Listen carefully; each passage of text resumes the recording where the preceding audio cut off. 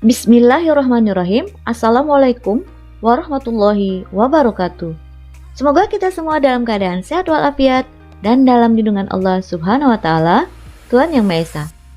Pada kesempatan ini, saya, Caroline SP, akan menyampaikan materi tentang kemagnetan dan pemanfaatannya dalam produk teknologi, bagian yang ke-6, yaitu kemagnetan dalam produk teknologi untuk siswa-siswi kelas 9 semester 2. Tujuan pembelajaran: setelah menonton video pembelajaran, siswa dapat menjelaskan prinsip kemagnetan dalam produk teknologi.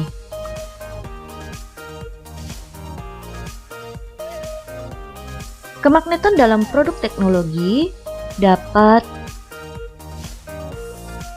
dicontohkan dengan 3 produk teknologi, yaitu yang pertama adalah MRI atau MRI, Magnetic Resonance Imaging.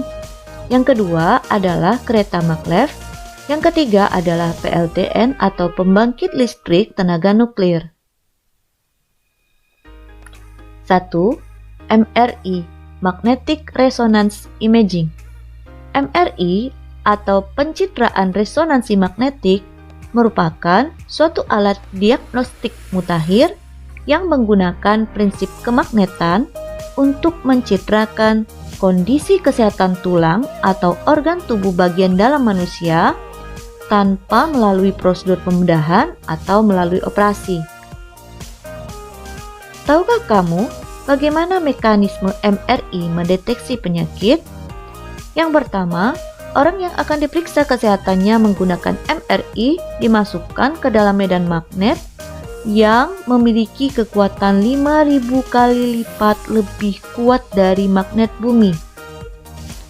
Yang kedua, medan magnet sebesar ini akan mengakibatkan nukleon tubuh berputar dan berbaris sejajar menjadi seperti jarum kompas.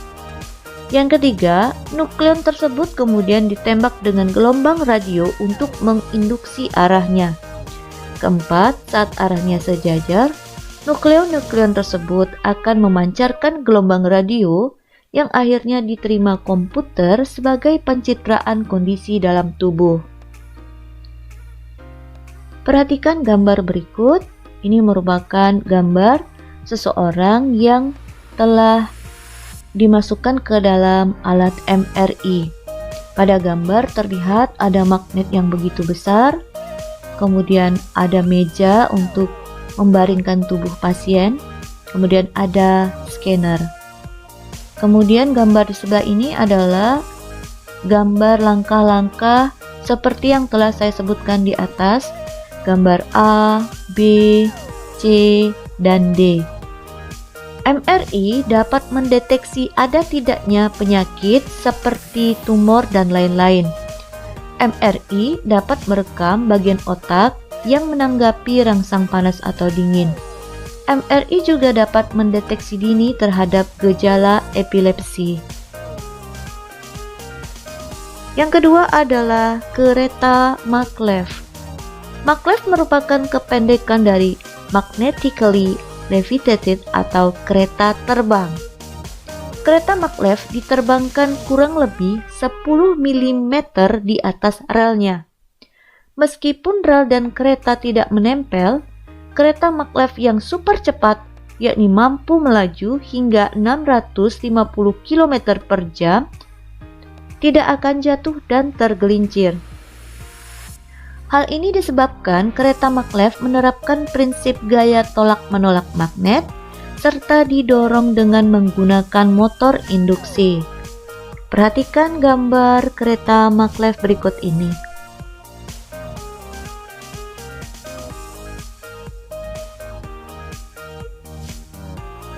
Berdasarkan gambar, silakan diperhatikan pada rel keretanya terdapat magnet utara dan magnet selatan. Kemudian pada dinding-dinding gerbongnya juga terdapat magnet, pada dinding kereta apinya juga terdapat magnet. Kereta maglev mengambang kurang lebih 10 mm di atas rel magnetiknya. Dorongan ke depan dilakukan melalui interaksi antara rel magnetik dengan mesin induksi yang juga menghasilkan medan magnetik di dalam kereta. Yang ketiga adalah pembangkit listrik tenaga nuklir atau PLTN. Pembangkit listrik tenaga nuklir atau PLTN merupakan pembangkit listrik yang menggunakan energi nuklir untuk menghasilkan listrik. Prinsip kerja PLTN mirip dengan pembangkit listrik tenaga uap atau PLTU. Pada PLTU, batu bara dibakar untuk memanaskan air.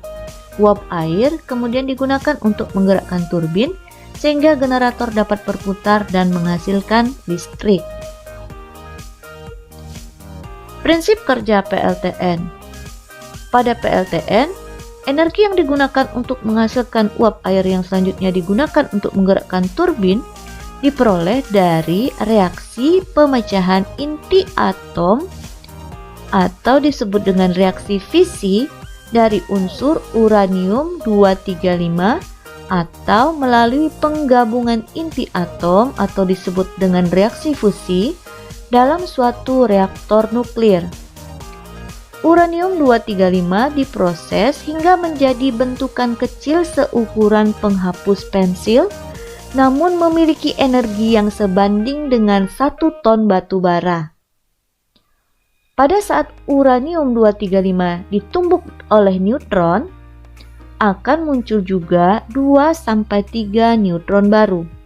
Kemudian neutron ini akan menumbuk lagi uranium-235 lainnya dan muncul lagi 2-3 neutron baru lagi.